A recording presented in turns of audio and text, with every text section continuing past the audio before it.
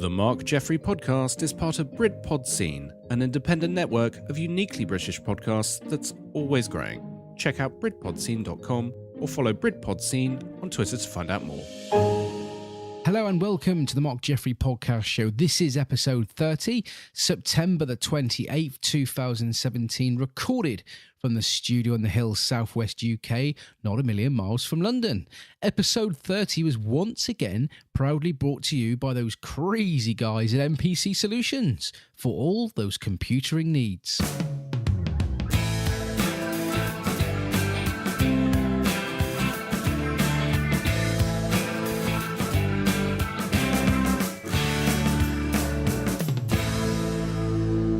God damn, don't these episodes come round quick? Episode 30 we are on now. Christ, simply amazing. Simply amazing. Now, me and Liam this week have been looking through the net, browsing the newspapers to do our best to tell you what's been going on in the world. And the next few weeks, we have a couple of top guests popping in the studio to chew fat with us and have a little chat to you and tell them what they've been getting up to, if you don't mind. Anyway, I'm going to be telling you how I got on this week at my Taekwondo grading. Very exciting that was. And we also have a little debate about hunting, which was nice. Football. American football, or soccer, as we say in the UK. We'll be talking a little bit about that. And once again, we'll be chatting about what old Trump's been getting up to and the comings and goings on in North Korea. Getting a bit serious, isn't it? To top it all off, we also pay our respects to Charles Bradley, soul singer who sadly passed away this week, age 68.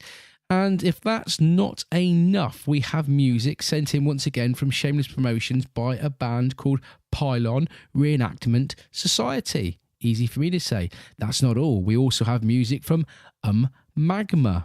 I think I got those two right. Hard ones this week. So let's get this show on the road, shall we? The Mark Jeffrey Podcast Show.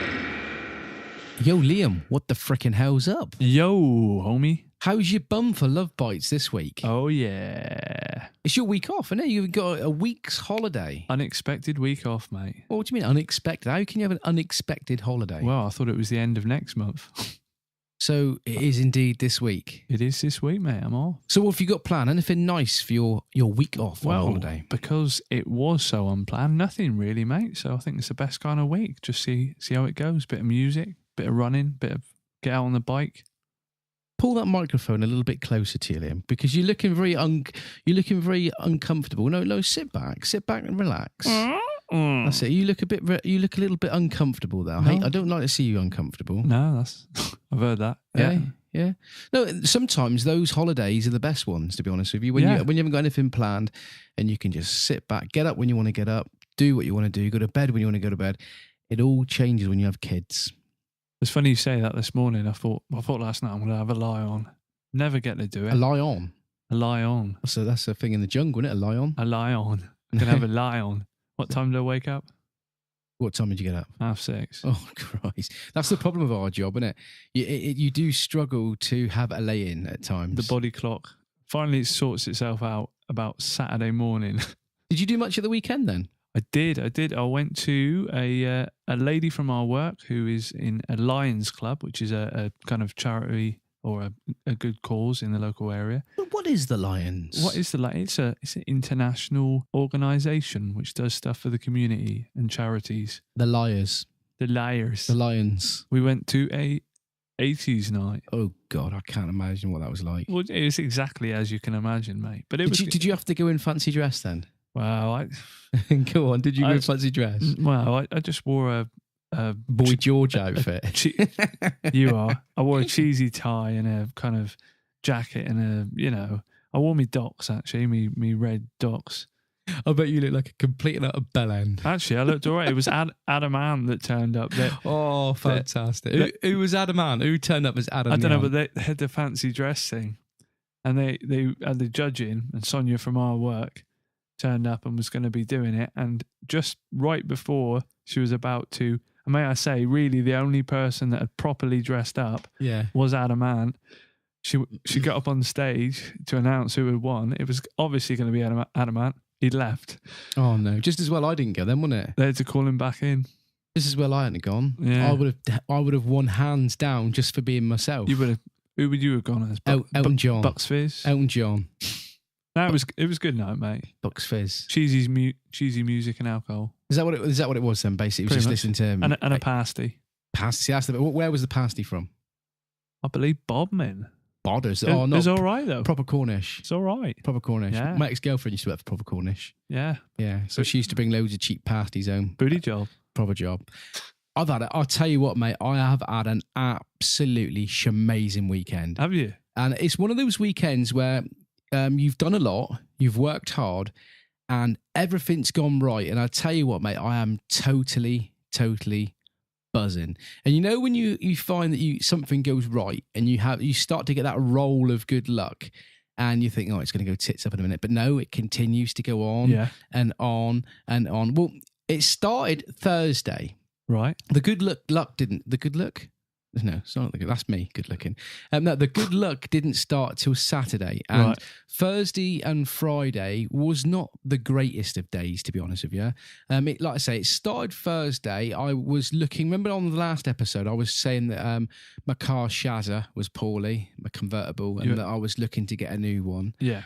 Well, I went and got a fixed, and it only cost me £50 to get a fixed. So it was a bit less than what you thought it was. It wasn't drastic. And so I was looking for new cars on the internet, and it worked out that it was going to be costing me about £50 a week on finance or something if I was to get a brand new car. So I've sort of like decided for the time being that Shazza will do is going to be staying with us. Yeah. So good old Shazza. She may long may she reign. So that was Thursday. Hopefully not rain though. No, convertible. We don't want it raining too much. No. Friday was a pretty shitty day. Shitty. As you may be aware, I've been doing Taekwondo now for the last 3-4 months, something like that. And I've done that well. I've got to that stage where this Saturday was my grading day. I'm going to be going from a white belt to a white belt with a yellow tag. So you mean this Saturday just gone? The Saturday that's just gone. Right, why am I not thinking this is going to have gone well? Well, because Friday night is my normal Taekwondo training night. Okay. So I went to Taekwondo on Friday night, bearing in mind that the next day was my grading day. So we was going to have an easy day, an easy session of Taekwondo on Friday night. And I was doing 1-for-1 sparring with the lad opposite me, and we was, doing a bit of sparring. I stepped back on my back foot, and my back calf muscle pulled my calf muscle. And honestly, it was really, really painful. Oh no! So the day before, you are going to get absolutely, raped. Always happens. Yeah, well, going to be really, really, I'll take that back. What I just said. Yeah, the day when you really, really want to be fit and you're going to have to work hard. And you're bugging There's yourself me up. Going into it with a damaged calf muscle. So I come home on Friday night, and first of all, I went down the pub because it was a friend of mine's 40th. Medicinal, wasn't it? And I had to go down the pub to see him. And I'd done really, really well, to be honest with you, because I'm one of these people that if I go down the pub, I have to drink, right? Now, bearing in mind the next day I've got my grading, so I didn't really want to be going down. And he said to me, Mark, you got to come down, it's my 40th. I'm like, well, I've got Taekwondo, so no excuse. I said, well, it is because I've got my grading the next day, so no excuse. So I went down with the intention of going down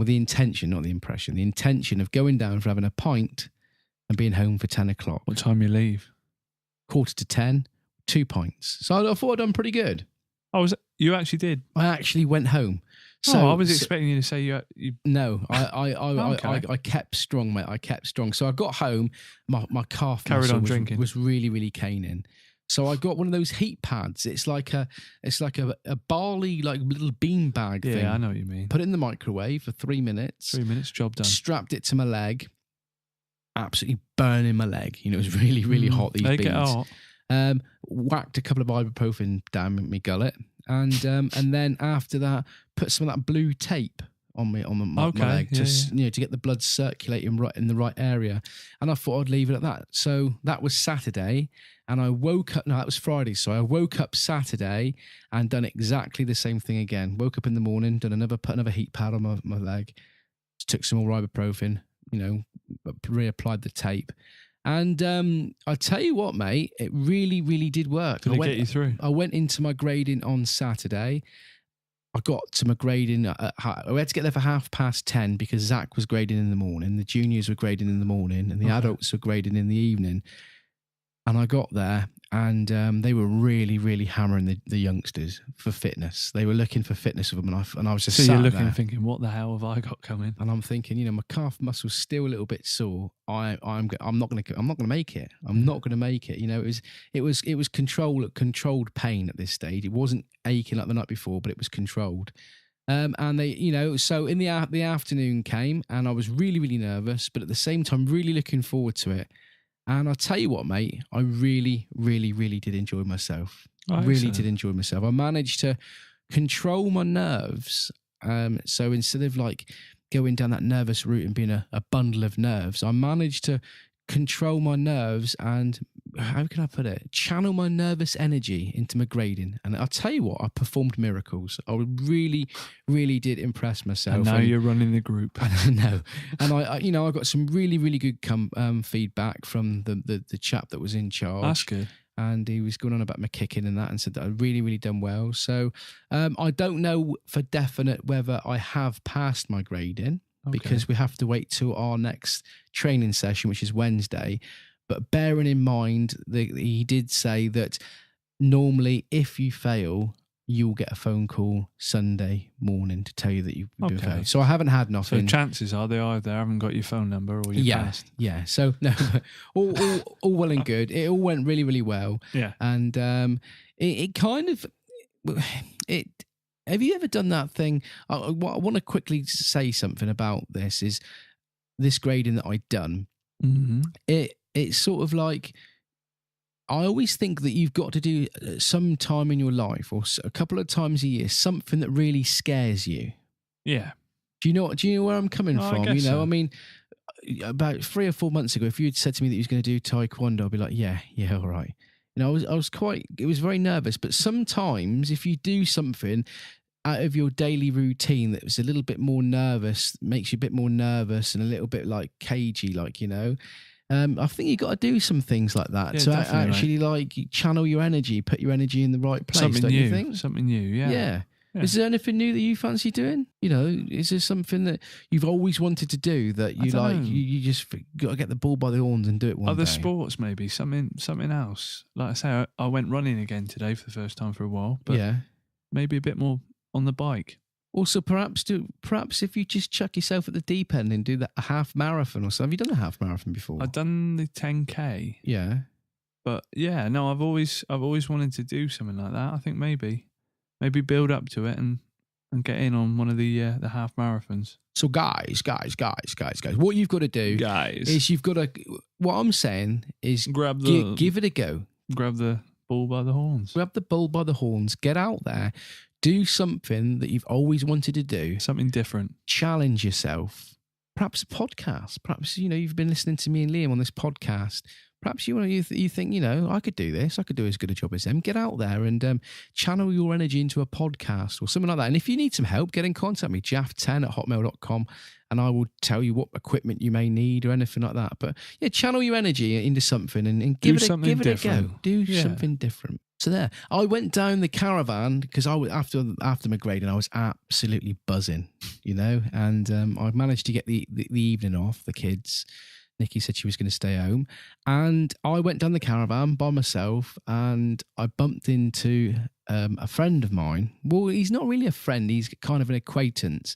When I was living in my old house, you know when you buy a load of stuff and you buy it and you think, oh, I'll use that one day, and you never actually use it. And you end up selling it for like quarter of the price. I do, yeah, just to get rid of it. Yeah. Well, when we was moving out to Landrake over to here, the studio on the hill, I had a bodyboard that I spent an absolute fortune on. It was a Mike Stewart Science 3 bodyboard, and it was about 180 quid, this bodyboard. Okay, it's a fair old amount. Yeah.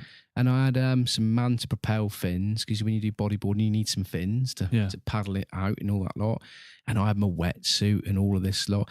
Now, the whole package come to about 400 quid, and I used it about 2 times, chucked it in the bag, chucked it in the back of the garage, never used it. Yeah.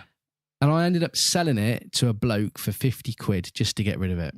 Oh, flipping hell. Well, now we got this caravan down Cornwall. I've bumped into a couple of friends of mine and they were like, oh, Mark, fancy going bodyboarding? I'm like, nah, mate, I sold my bodyboard, all my equipment. They're like, you didn't? I'm like, yeah, I did. How much for? 50 quid. And they were like, you twat. 50 quid. So now I've got to buy all of that equipment again and spend another 300-400 quid on it. Yeah. But I managed to track down the bloke that I actually sold it to. Ooh. And I said to him, just out of interest, Dave, have you still, question number 1, have you still got the board and equipment? Question 2, would you be prepared to sell it?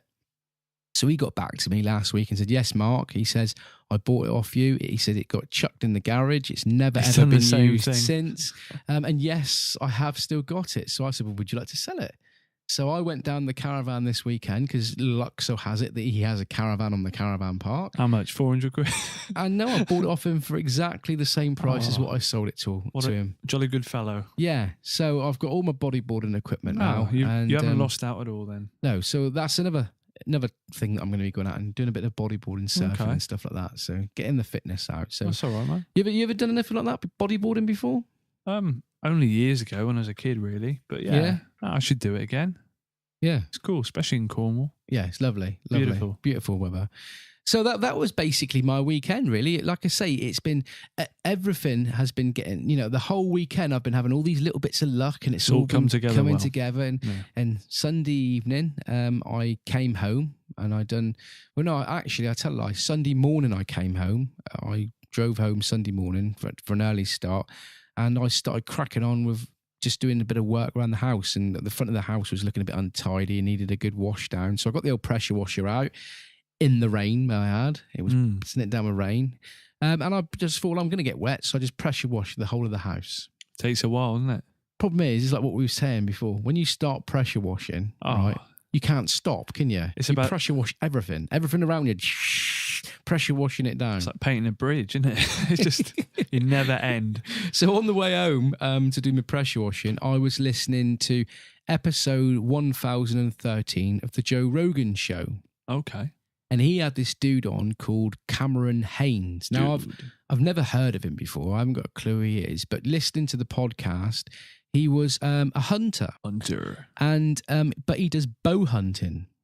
Okay. And I'll tell you what an interesting bloke this was. That sounds fairly interesting, actually. Now, this dude, right, you imagine, they were going out, him and Joe were going out elk hunting. Now, do you know what an elk is? We haven't got them in this country. We haven't got elks. I think don't think so. Over in America, stag things. But they're like big stags, yeah. And they were going on about the hunting these elks, but they don't go out shooting them. They use bows, and it's just like right, okay. But imagine hunting in the woods by yourself in a tent with all these beastie animals around you, and all you've got is a bow and arrow to your name. It's primitive, but it works, doesn't it? I'll tell you, mate, it was sounding really, really interesting, chasing these. And the thing is, he was saying that, they were hunting this elk down, and he said it took him 3 days to kill this elk. Because it's not exactly accurate on shot, is it? Like a gun you line up, but... Well, it is, but the thing is, it's not like a gun where you can shoot for, I don't know how far a gun shoots for, but when you shoot an elk with a bow, you've got to get up, you've got to stalk them, you've got to get up close to them to, around 40 yards, I think they'd fire or something. Yeah. And you've got to get the wind conditioning right and all that lot. Take them out for a meal. Yeah. But he's sounding really, really interesting. He's saying that, it took him 6 years to hunt his first elk. He used to go out most weekends in the woods and that, and it was 6 years before he actually killed one of these elks. Oh, no, it's a interest, isn't it? Yeah. I mean, what do you think of hunting? Because I mean, it's a bit of a touch and go subject, isn't it, at the moment? You see all these people having a go at hunters and stuff like that. But what's your beliefs on hunting, mate? All depends, isn't it? Some of it is done for conservation, as strange as it sounds. Some of it does conserve certain stuff, but I think like the fox hunting and stuff like that is quite barbaric. It is fairly horrific. But no, it's a difficult one. We come from a part of the world where it's a big kind of part of life, isn't it? And it's how a lot of the kind of rural areas have grown up with hunting in one way or another, whether it's, pheasants or birds, but there's big money in it either way, isn't there? Well, this dude was saying that he was traipsing across mountains and he was having to chase this elk on foot. Mm. And he says he's running up a hill for about 2 miles, Yeah. following the path of this elk. And, he was literally following it for 3 days until he managed to get the wind direction right so that it wasn't blowing his scent onto the elk. Mm. And he managed to get round behind him and then shoot this elk down with a bow and arrow. But he was saying that he's got these massive freezers. Him and Joe Rogan have got these massive freezers at home.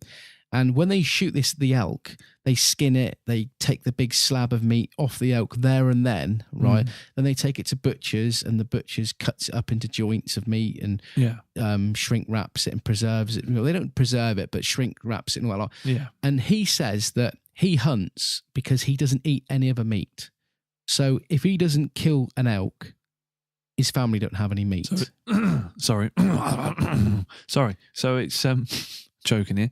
That's pretty much what hunting was, isn't it? Rather than shooting it for the glory and having your picture taken with an elephant or something. Not that I'm saying either way is right or wrong, but it's to survive, isn't it? Yeah. So he basically he's saying that when he hunts to kill. He kills. He eats the meat. He doesn't eat the meat. He starves. We don't starve. We can think certain bits are wrong, but there's still communities, especially like in America and out in the wilds of America, where they do, and out in Antarctica where they do hunt things like that, penguin and seal and stuff, because that is their life. If they didn't have that, they'd die. Well, the problem is with all these people that protest against hunting is like Joe Rogan was saying. He says he gets a lot of people standing outside his studios where he does his recording, and he says that the people are saying, "Hey, Joe Rogan, you fucking twat, you're killing animals, you cool, you're killing animals and all this lot." And then, so they're quick to have a go at Joe Rogan and his pals and that for hunting, that shoot to eat. Yet all around them are places like McDonald's, shops that sell meat. Do they go outside those shops protesting? Often not, mate. No, it's easy to pick. There's a lot of hypocrites. There's a lot of people picking and choosing what they find offensive or... Yeah, no, definitely. I mean, I used to do a bit of hunting. Yeah. Years ago, I used to have an air rifle. Okay. And I used to go out and shoot rabbits because my ex-girlfriend used to have a field. And if at the end of the day, if you didn't shoot the rabbits, they'd make burrows, and then a 2,000-pound horse that's running around would get its foot caught in the rabbit hole and break its leg, and then it's a dead horse. Like, you got to shoot the horse. Yeah. So I used to go out on our land with an air rifle, and it was similar to bow hunting. You have to stalk the rabbit down because, if, like I say, you've got to see which way the wind's blowing because rabbits are quite intelligent things. They can spot you a mile off. So when you're using an air rifle, you've got to get right up close to them to shoot them down. And I mean, I used to shoot these rabbits all the time. And you'd see people that were out shooting rabbits that would just shoot the rabbit and chuck it in the hedge. Oh, yeah, the birds will eat it. No, mate, if you're going to kill something, you've got to eat it. And that's my beliefs on hunting. I've got no problems with people hunting whatsoever, as long as they're hunting for food, not just hunting to get rid of a population. Shout out to all the children listening as well. Yeah, shout out. And if you want to see a good film about animals and rabbits, Watership Down. Bright eyes. Yeah, so that it was a really interesting thing. No, it's good. Check it out. Episode, what did I say it was? 1013, was it? Something like that? Yeah, 1013, the Joe Rogan podcast, all about elk hunting and bow hunting and all that sort of stuff. And it really, really was an interesting read. So, like I say, that was my weekend. And to top the weekend off, things have got even better still. I've turned on the computer this afternoon to find out that the Prodigy dance group will be playing at the Pavilions in Plymouth on the 16th of October. Now, the Prodigy are a dance band, like I said, from the 90s that I absolutely adore. And I've been chasing down seeing them for years and years and years and never ever had the chance. And they are playing, they're doing a tour, and we're going to go and see them, aren't we, Liam? I think we should, mate. Is it October or December? December, I think it is. December, I December think it the 16th. Was it? Yeah, I've got October the 16th here, but it's all right. wrong. It's Well, December see the 16th. them both times. Yeah, it's December the 16th. Yeah, mate. Down at the Plymouth Pavilions. They're doing a tour. They're up in Doncaster. I think they're playing at Bristol. I think there's 11 dates in total, but that's going to be really, really amazing. A Saturday night. Oh, it's going to be packed, mate. Yeah. They're going to pack out every place. So I'm they go. relying on you to get the tickets. I will try my best, mate. Yeah, no, definitely. So while we're talking music, should we listen to a bit of music now, shall we? Let's hit it. We got some music sent in to us, and I want you to tell me what you think.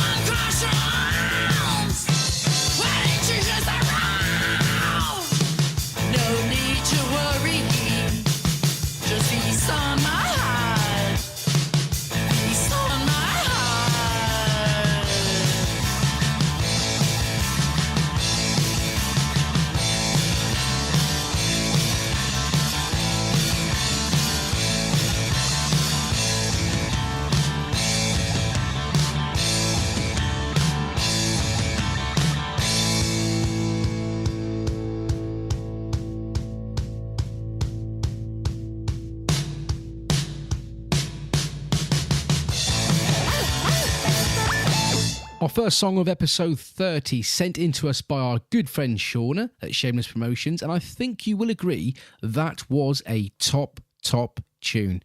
That was from the record label Chunklet Industries, and it was Pylon Reenactment Society, and the song was called Part-Time Punk Session.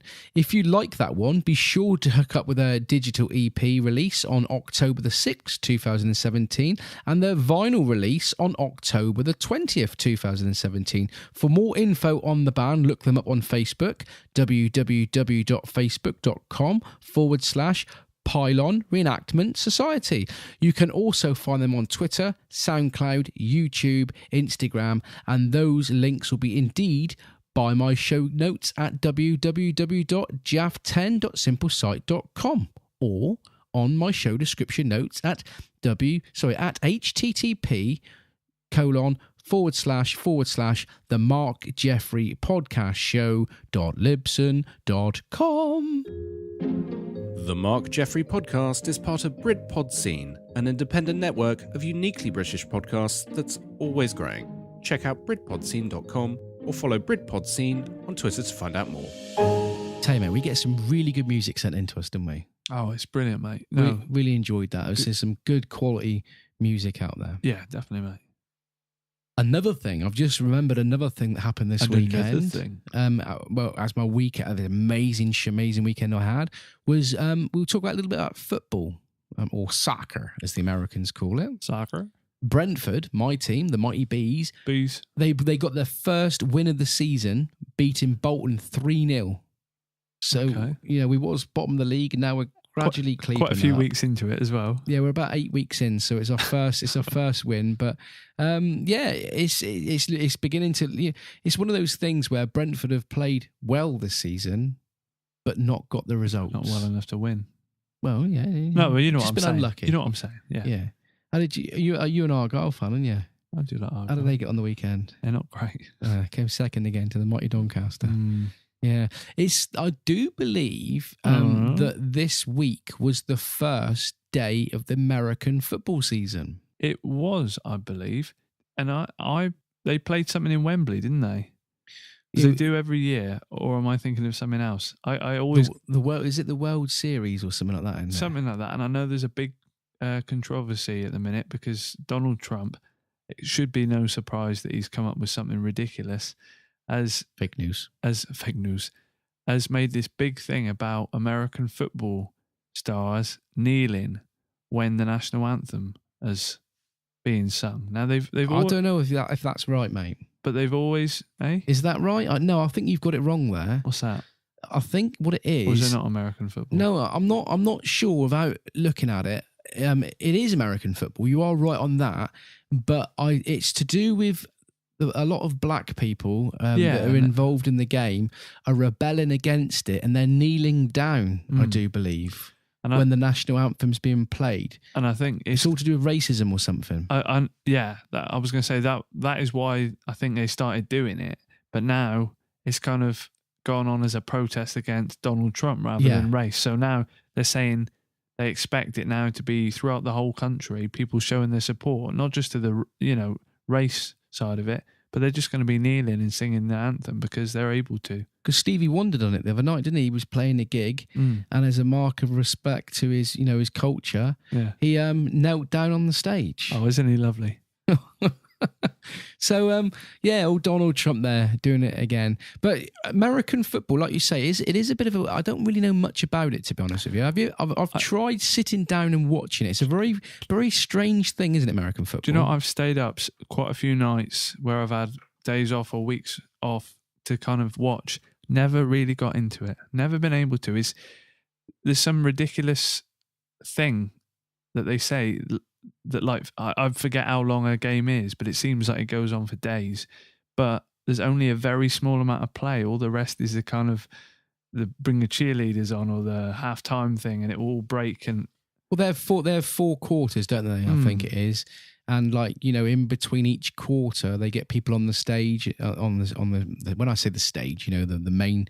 You get in the main bowl in the stadium. They get people come on the pitch and do all this weird dancing and singing and all this. I think Coldplay come on once and sung some songs with, I don't know, Lady Gaga. So I don't know what it is, but they do drag it out. It does seem strange. Whole day makes it a whole day thing. I mean, to be fair, to balance it up, it's not just about the American sport. I never really got into rugby like that. I'm not a rugby fan. Don't mind rugby, but I'm never really got into it.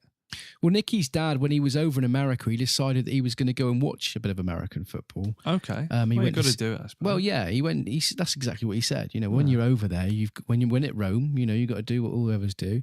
And he went and seen the Miami Dolphins, and he said it was amazing because you get there at the stadium.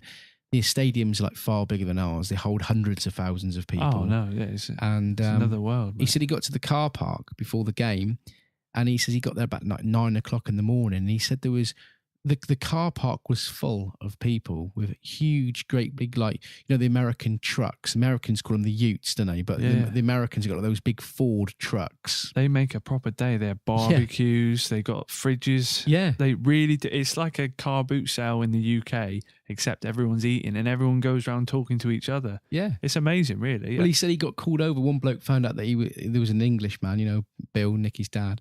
So he went over and saw him, and he had one of these big American trucks. And on the back, on the headboard, where they sit in the cab. Wasn't an elk, was it? No, he had a big TV there strapped to the. So he was watching. They were ready to watch the game, and then he folded down the back door, or this, what they call it, the ute thing. And there was a huge, great big barbecue there, and they just had a big spit roast pig on the back, and they were just all there, just drinking beer all day in the back of this thing, watching the game in the car park. You can't imagine it at Wembley, really, can you? Bill said he come out after the game, and they're still there watching the telly, bottles piled up to the roof, I do like half that, a pig gone, but they made a right day of it. It's a proper day of it, yeah. But you couldn't do that in this country. Not really. I mean, it'd be tipping down with rain, and you get soaked, wouldn't you? The only thing I've been quite a few times to see Plymouth Raiders, the basketball. I really enjoy that. Yeah. That's really good, because that's easy to get into, because they do the full commentary through it. So as you're watching it, you're hearing it on the loudspeakers too. You haven't really got to know anything about basketball, but they have some big teams. I've only been and seen the basketball once. I went there with Nikki, because Nikki's a school teacher. She ended up having some free tickets or something. So a load of us went, and half time, on come the cheerleaders, and Nikki goes, "Oh, this is the best bit. This is the best bit." And all these girls come on with the short skirts and the pom-poms and that lot, and they goes, "Here they are, the Plymouth Raiders under 16 cheerleading team." And I said, "Oh, I felt like okay, yeah." Do you know what I mean? But staying on football, we don't want to go into and basketball and stuff, but staying on the topic of football, yes, I want to talk to you about football chants and banter and stuff like that. Do you think? I mean, football in this country, it's people's life, and everybody's got their own team that they support, and it's a national sport. It is, and us British, we do get really, really into and we get offended by people that slag our football teams off. And, you have a team, more teams better than yours. And one team shouting at the other team and giving it hell. And I just wanted to talk to you about Lukaku. Bless you, thank you. He is, I do believe, a Manchester United footballer who's joined them from Everton, I do believe, for stupid amounts of money in the summer. And he played for Manchester United at the weekend, and you've probably got a bit of information in front of you there. I don't know who it was they were playing, but he got quite a bit of banter chucked at him regarding one of the chants was something about him having a 24-inch penis or something like that, and he's taken it the wrong way. Is that about right? Oh God, I think you might want to reword that. But yeah, no, he's taken offence to it. Well, as he might. Would you? Well, it's what he's saying, I think, is that it's racist, a lot of what was said. And there's no doubt it still goes on in a lot of the football games, isn't it?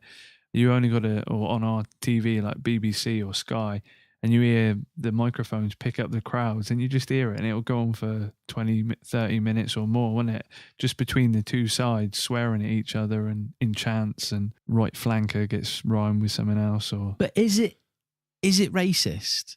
I don't know. They had us. I mean, they in front of us here now. We've got the chant, haven't we? But I suppose you've got to be there, and we've got the chant. If he's there, I suppose he's going to have had to have put up with a lot. What's of the it lyrics before. for the chant? Does it say there? It does. Because I mean, the thing is, I know it's the rhyme is to the Stone Roses song. I don't know what Stone Roses song it is, but it's something. He's got a 24-inch penis. It's got to be She's a Waterfall, isn't it? Yeah, scoring all the goals.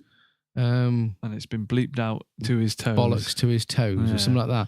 But how I know black men are renowned for having big wiener schnitzels. You're not helping the situation here. But how is it racist? I don't know.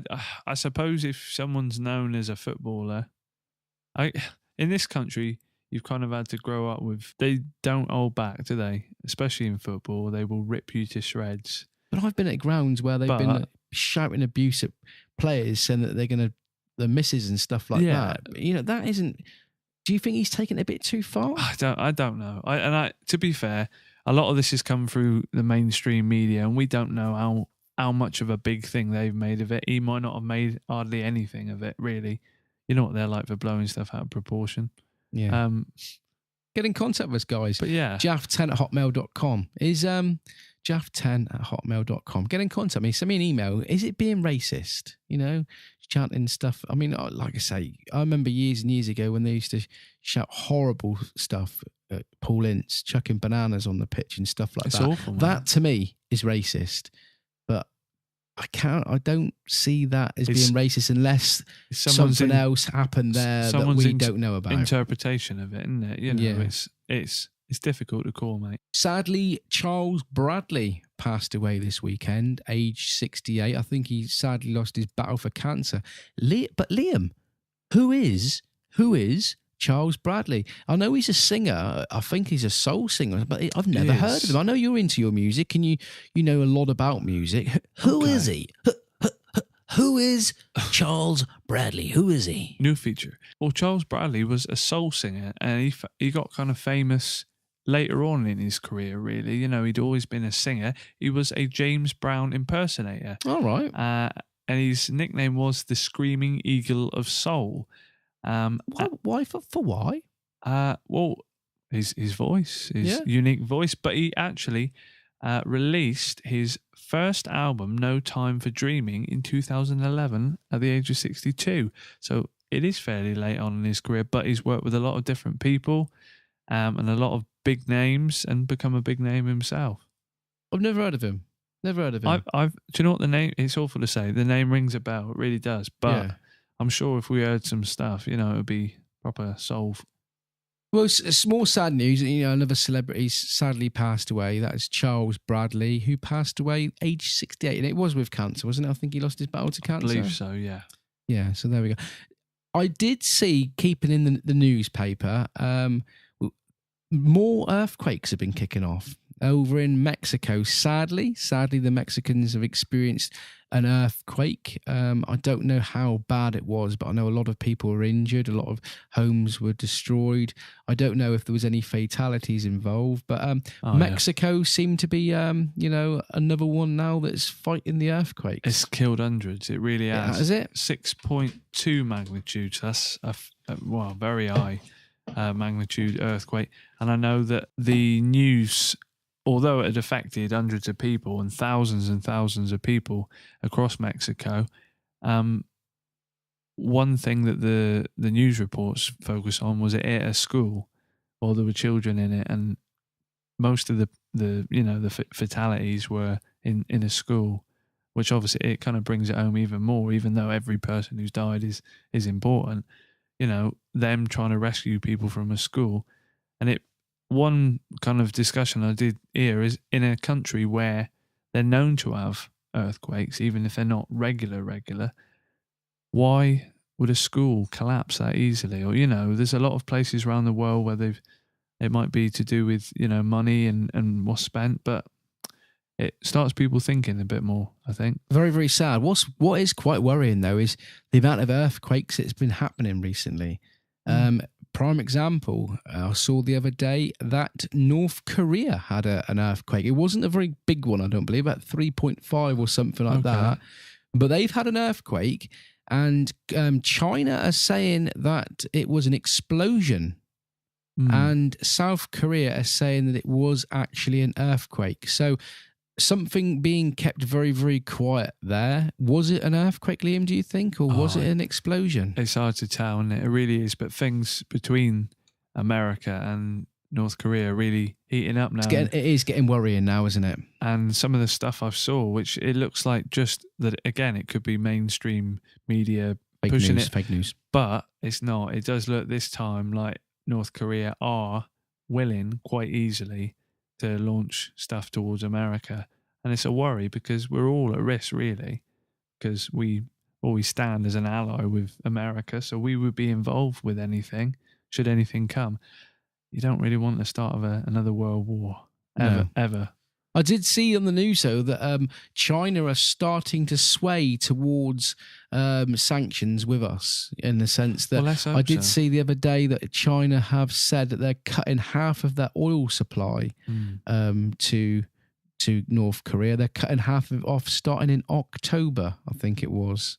It's worrying because you've got two potentially insane people at in charge of two massive countries or two big powers.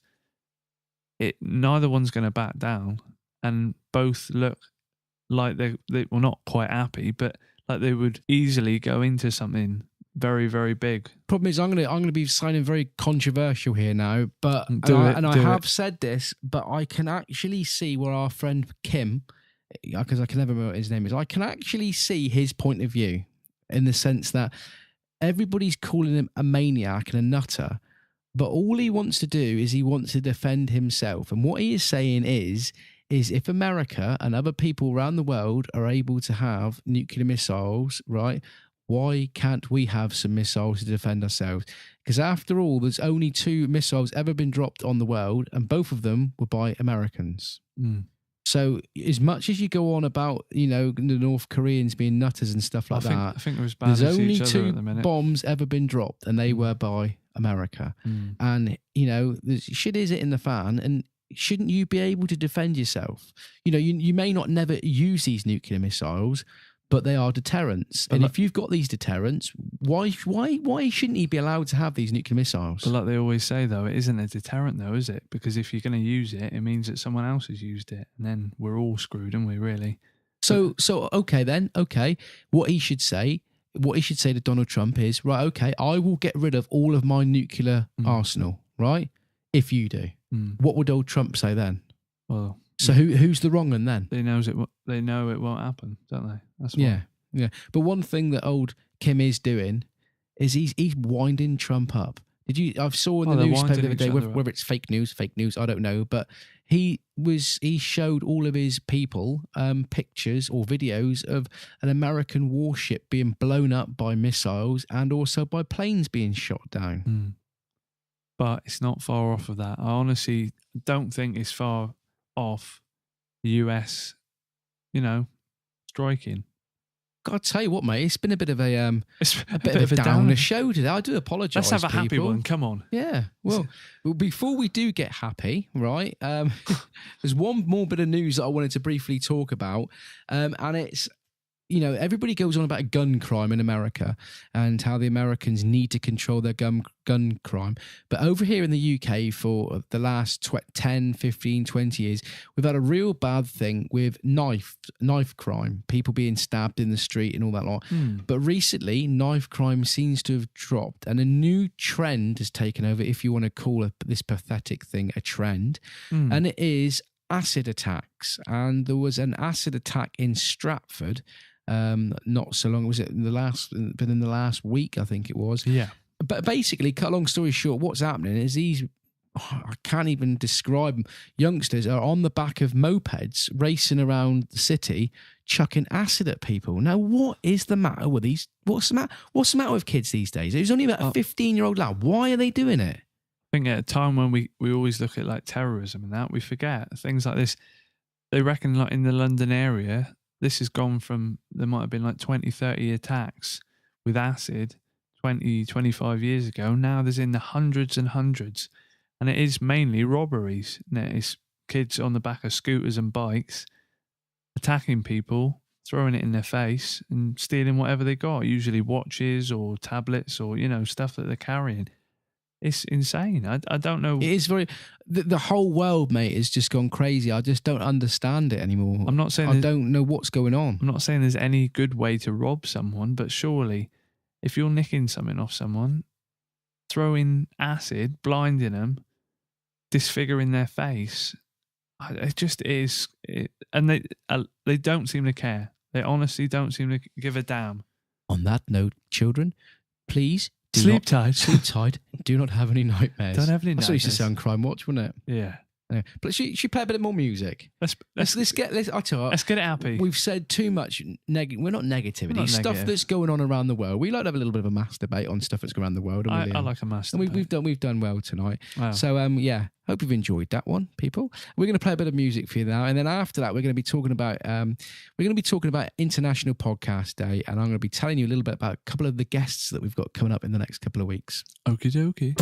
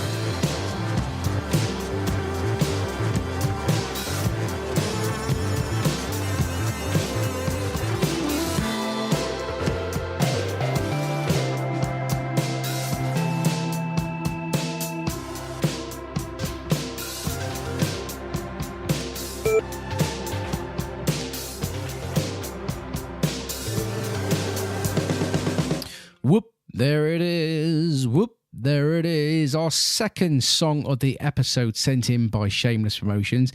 A real toe tapper, don't you think? Now, those guys and girls at Shameless Promotions, you've got to take your hat off to them. They really, really do know their music. Thank you very much for sending that in, guys. And now the real mission now falls to me to get the name of this group right. The song was called LCD and the band is called Ummagma. I think that's how you pronounce it. And that song was released on the 22nd of September by their label, which is Obscura. And that was released out on cassette. And Somewhere Cold Records on CD. So two record companies, one cassette, one on CD. And that's totally awesome. I really, really didn't know that record companies were still releasing on cassette format. Now, for more info on Ummagma, you can look them up on Facebook at www.facebook.com/Ummagma, or you can also follow them at Twitter, YouTube, SoundCloud, Spotify. All links will be up on my webpage, www.jaff10.simplesite.com, or look them up on episode 30 on my show description notes at the Mark Jeffrey Podcast Show.libsyn.com. Matterson's. Remember that advert for meat years and years ago? I do, yeah. Matterson's. Now, last week on episode 29, I was talking to you about International Podcast Day, which I do believe is the 31st of September. Correct me if I'm wrong. Slap me across the face with a kipper if I am wrong. And I did say that I was going to try and get our adult evening, our podcast, adult evening together, but sadly, it ain't going to happen. I've got my brother coming down from Sunderland that evening. We'll do it sometime. I've got loads and loads going on that weekend, and I'm not going to be able to do it. So I don't really know at the moment what I'm going to be able to do for International Podcast Day. But one thing that I can tell you is on the next episode that we are doing, episode 31, we have the guys from Mr. Rich and the Caretaker coming in. Now, they were last in the studio around May sort of time. They had brought out a couple of new songs, and they were there was some things that they couldn't tell me. They were keeping under their belts about some festivals that they were going to. Okay. They've had a really, really busy summer. They've been out doing festivals. I do believe they went to Denmark to do a festival, and you know, not blow my own trumpet because I'm not going to, because, you know, but ever since they was on this podcast, they just went massive. They did really, really well. Okay. So they're going to be coming on for definite. That is definitely booked. I spoke to the guys this evening. They are coming on next week's episode 31, and they're going to be telling me and you a little bit about what they've been getting up to and some new ventures and stuff like that. And then the week after that, episode 32, in the 30s now, we have Sam Delahaye coming in. She's going to be just coming in, and she appeared about on episode 20, I do believe it was, so a good 10 shows ago. And honestly, mate, she's a real nice girl. You'll really like her. She's really bubbly. She's a real good singer, and she does wedding singing, all that sort of stuff. And we will have a real bubble. Excellent, mate. In the studio. Looking So lots and lots to look forward to. But I've been talking a lot about stuff that's been interesting me. Have you got anything at all that you would like to talk about, Liam, off the top of your head? Can you think of anything? Well, as often is the case, I haven't actually prepared anything to speak about. But it's a bit of a weird one, actually. Charity shops. All right. Who uses a charity shop? I'm interested to know. I did actually buy something today from a charity shop, which is probably very boring, but it's a keyboard. You bought a keyboard at a charity shop? Well, it's like it's the most basic keyboard, and I thought that looks quite cool. It's in the box. It's a 1976 organ, a mini, like a small thing. You like a big organ? I like a big organ. Normally a pink organ. And I got it home. £4 it cost me. £4. I thought, right, I'll try. How big is it then? Is it a big one or a little one? You know, it's not much bigger than a computer keyboard, really. Any decent make? And it's Bontempi, which is Italian and probably for kids of the set. But it is 76, and I was surprised to look through. Open the back, original batteries inside. Oh, it's all corroded. Haven't leaked. Hasn't leaked? Cleaned off the tops. Put them back in. It's bloody working with the batteries. How do you know it was original batteries? They got the dates on them. So, well, I say original. They're probably a few years after, but at least 80 or early 80s. They like these Sainsbury's vintage long life batteries with all the old school decals and all the stuff on it, and they bloody play, mate. See, you don't make them like that. So anymore. You're asking the question, and who? Sorry, I went off. Who goes to charity shops? No, charity shops. Is it? Do you think they've become?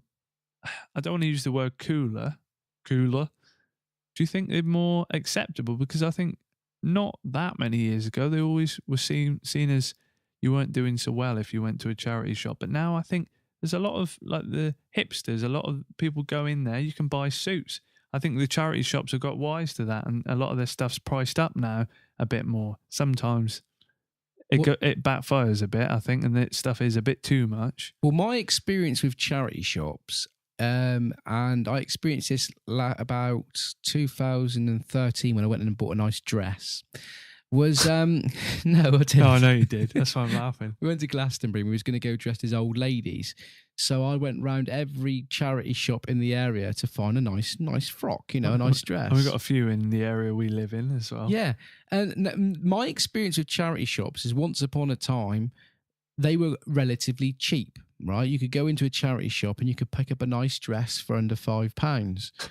But now it costs me about £15-20 for this frock, And I just think now that, charity shops are all along the main streets over here in the UK. You've got, what charity shops is there? There's Red Cross and there's Bernardo's, Oxfam. Yeah, Oxfam. And I just think that they're actually, because they're in the main part of the town on the main streets, they're having to charge more for these items of clothing. And I think they're sort of like outdoing themselves on price. It's putting people off. I can understand sometimes certain things that get handed in are worth a lot, so they have to charge a bit more. But there's a few that I go to, like with records, and they just started pricing them up. And you don't want to be paying 35 quid in a charity shop for not a particularly good copy of a record. But at sometimes you do find some bargains. Oh, you just look at it and you think, I know that's worth it. And it's bad because you do think that sometimes. I've got no worries going in a charity shop at all. No, I mean, a mate of mine actually went into a big one in Plymouth and he wanted to buy a massive Hammond organ thing was there. And he actually haggled with them. They were like, this is a charity shop. And they're like, well, how are you going to get rid of it? Yeah. So I think he paid like 60 quid for it. But yeah, no, there's some bargains to be had in this country. And I actually buy quite a bit online, on Oxfam online. Do they do online? They catalogue a lot of their big warehouse. They catalogue it all. And you go on and there's eBay accounts for them. And I bought a lot of CDs and records on there. I never knew that. That people just hand in, go in and put in, and they'll take it to a main warehouse and it will be catalogued. It's clever stuff, really. I can remember years and years ago, quickly before we close the show down here, I can remember years and years ago, my next door neighbour when I was a little kid, she used to do knitting, and she used to knit for the Oxfam appeal for over in Ethiopia. And it just made me laugh because there she is knitting, right, for people that's probably in the hottest place in the world. And I just never ever did see any children or anything wearing any of the knitted bonnets and stuff that she used to knit for these people for Oxfam. But honestly, you go into her house, mate, and she'd have rooms full of this stuff that she used to knit. And it was all crap. I mean, do people still knit anymore? I think. Do you ever see anybody knitting? I myself don't know, but I guess they must do. I guess it must still be a big craft thing, and a lot of these charities do still do a lot of things like that, I think. Knitting. What a stupid thing. Thank you once again for listening to episode 30 of the Mark Jeffrey podcast show. Please check out my website. I will do my best to update it because it's looking pretty crap at the moment. But it is www.gaf10@simplesite.com, and it will have this week's links and all the show notes to the bands that we're playing. It will be on there. You can also look me up on Instagram. It is the Mark Jeffrey podcast show. I'm also on Twitter at Jaff10. We're on Facebook, and I'm also on iTunes. Please go on there on iTunes and leave me a comment. Another one come in today, so thank you guys for getting on there and leave me a comment. It really, really is appreciated. And all of the links mentioned on this episode will be on those domains that I have just mentioned. Please, like I say, get on iTunes and leave me some feedback. I really, really do appreciate it. Or if you're a band or you want to appear on a podcast of mine, get on here, jaff10@hotmail.com. Send me an email and say, Mark, I want to get involved. We love to hear from you. Don't forget the Mark Jeffrey podcast show is now a member of the Britpod scene, and you can find us at #BritPodScene. And incidentally, did you hear the little jingle before the show that is the new Britpod scene? I did. It sounds pretty funky, doesn't it? Very nice. That was sent to us by the guys at the Britpod scene as a bit of advertising. So, Liam, thank you very much for joining me once again in the studio. It's been a bubble, and I'll tell you what, next week I'm really, really looking forward to having the guys in from that band that I've forgotten the name. Was it Mr. Rich and the Caretaker? That's the one. I tell you what, mate, we're gonna have a good one next week. I reckon we're gonna be talking about controversial stuff, conspiracy theories and stuff like that. It's gonna be a good one, guys. Any last words, Mr. Cloak? Keep them peeled. Time to wrap this podcast up, mofos. Don't forget to look after yourself and those around you. Treat others as you wish to be treated yourself. And remember, your life may not be as crazy as you once thought it was.